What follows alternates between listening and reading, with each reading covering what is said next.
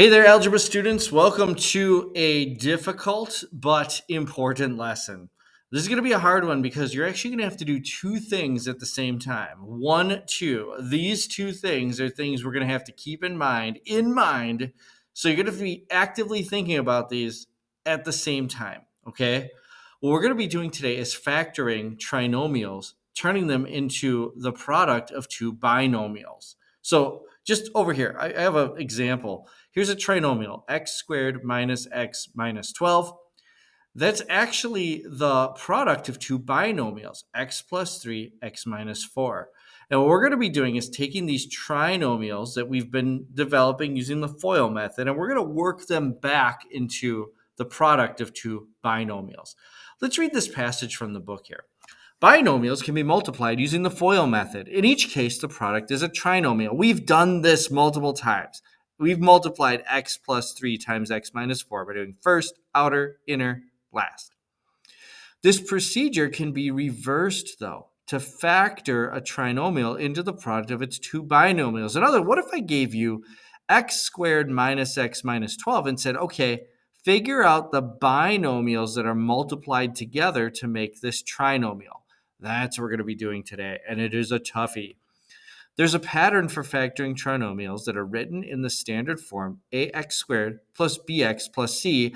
That is when a equals 1. In other words, the leading coefficient of our squared term has to be 1 for this to work for now, okay? All right, so here's the pattern. The last number, in this case, the last number of my trinomial is negative 12, has to be the product of the two last terms of my binomials. Okay, so 3 times negative 4 equals negative 12. And then the middle coefficient right here, in this case, it's negative 1, right, is the sum of the last terms of the binomials. 3 plus negative 4 is negative 1. So this last number is the product of these two. The middle coefficient is the sum of these two. There's going to be one set of numbers for here and here that their product equals the last number, and their sum equals the middle number. And that's what we're going to be figuring out. Now, I'm going to go through this in a very methodical, step-by-step way to figure out what these are. You're going to get faster at these. In fact, some of you may be able to figure this out and be faster than me by the end of this lesson. But I'm going to do this in a very methodical, step-by-step way to show you how you can always do this. Let's get started with letter A. So with letter A, what I need to look at first is my last term, because I need two numbers whose product is going to be that last term. 2 is really easy because 2 only has two factors, 1 and 2. 1 times 2 equals 2. Now, let me ask you, what is the sum of 1 and 2? 1 plus 2 equals 3. And that's the coefficient of the middle number. So what I'm going to do is I'm going to do x plus 1 times x plus 2. X plus 1 times x plus 2 equals, let's just FOIL this back out. X squared plus 2x plus x, that means plus 3x plus 2.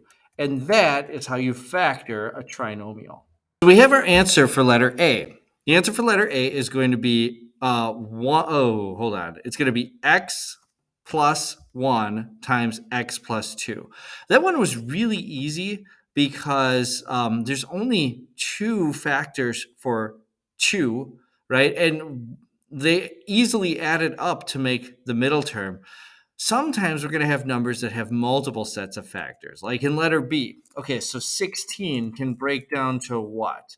16 could be 1 times 16.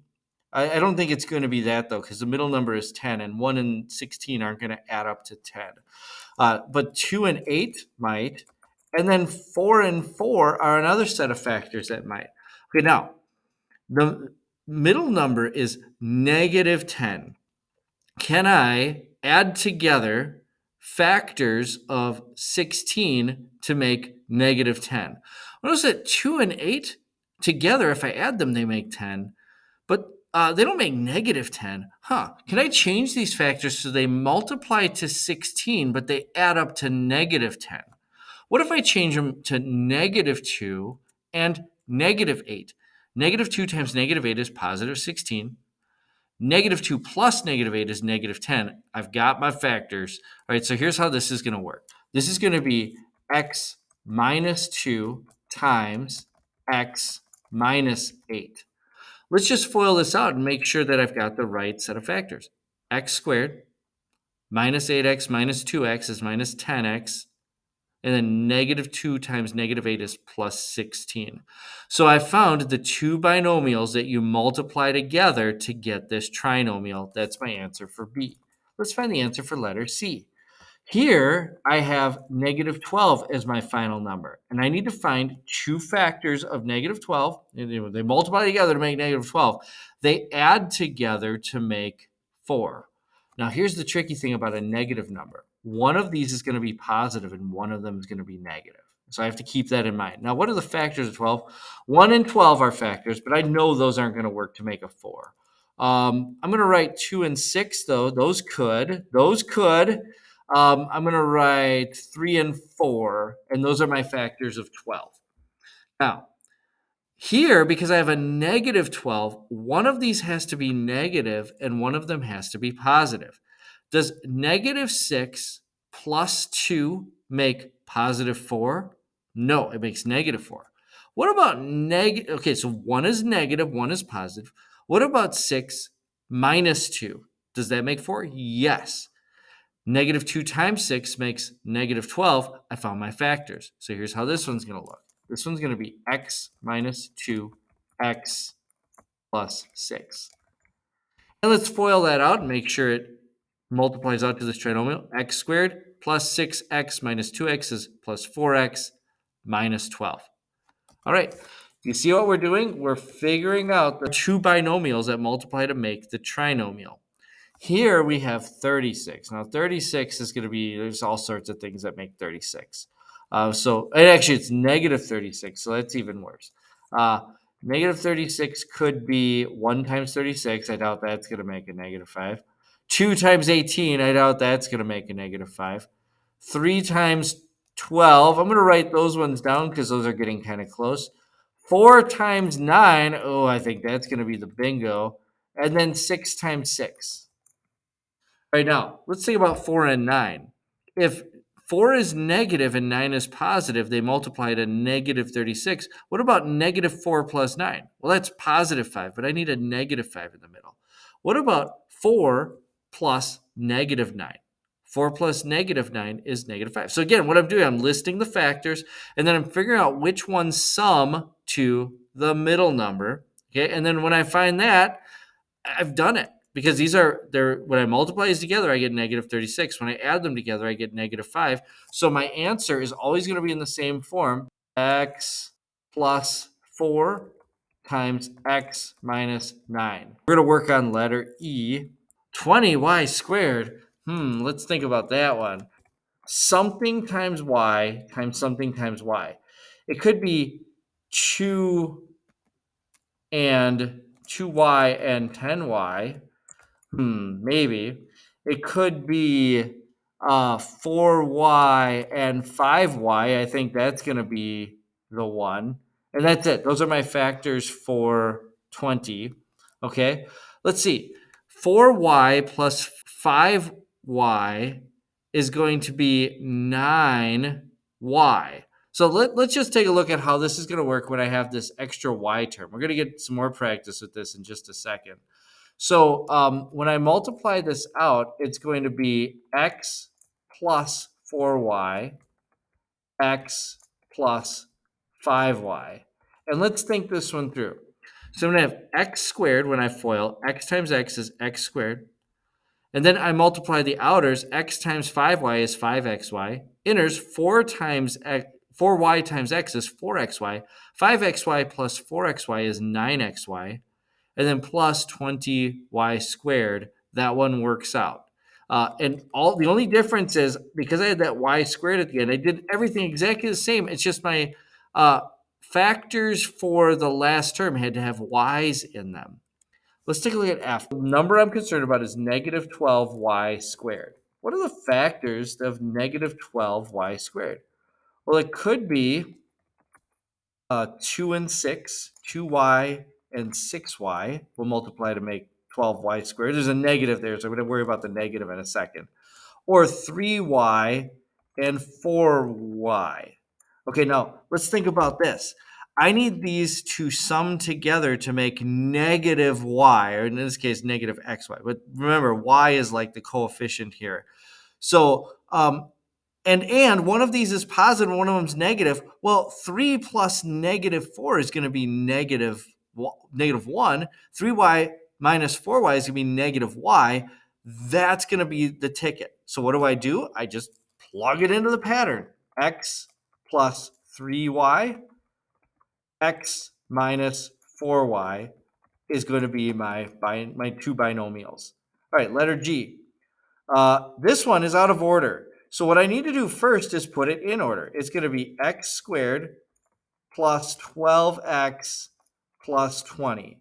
Now I've got it in order. The next thing I'm going to do is take 20 and see what factors I could break it down. And can I break it down into factors that multiply to 20 but add to 12? Let's see. I'm going to think this. So 3 and 4, or 4 and 5 won't do it, but I'll bet 10 and 2 will. This is going to be x plus 2, x plus 10 according to my pattern. So it's x plus something, or x plus something, x minus something, x minus something, x minus something. This is the pattern. Let's look at letter H. Here again, it's out of order. So the first thing I'm going to do is put it in order. X squared plus 7x minus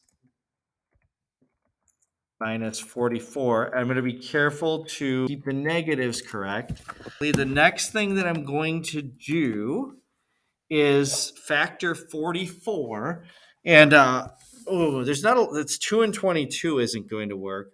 But maybe 11 and 4, because 11 times 4 is 44. So let's see if that works. So 44, but it's negative 44, so I have to remember that, is going to become, let's see, 4 and 11. Can 4 and negative 11 or negative 4 and 11 add up to 7? Yes. Negative 4 and 11 add up to 7. So according to my pattern, this is going to be x minus 4 in parentheses, x plus 11. And that is how we factor trinomials. All right, we got one word problem left. Evaluate x squared plus x minus 6 and its factors for x equals 4. Okay, so for letter G, for letter I, we first need to factor the trinomial x squared plus x minus 6. So I'm going to take minus 6, and we're going to see if we can split that into factors. What about plus 3 minus 2? That's going to multiply to negative 6, and it's going to add to positive 1. That's going to be it. So this is going to be x plus 3 times x minus 2. Now we're asked to evaluate for 4, okay? So I'm just going to do this. Let's do this down below here. 4 squared is 16 plus 16 plus 4 minus 6. 16 plus 4 is 20, minus 6 is 14. So this becomes 14. But now what if I plug in 4 to the factors? That's going to become 4 plus 3, okay, times 4 minus 2, which is the same thing as 7 times 2, which is 14. Do you see how when I factored this, it evaluates the same whether I plug in x to the trinomial or plug in x to the two binomials of the factored trinomial? It should, because they're the same expression. That is how you do this. Hard, right? Complicated. You have to keep two things in mind. These two things. Practice for next time on numbers 1 through 30.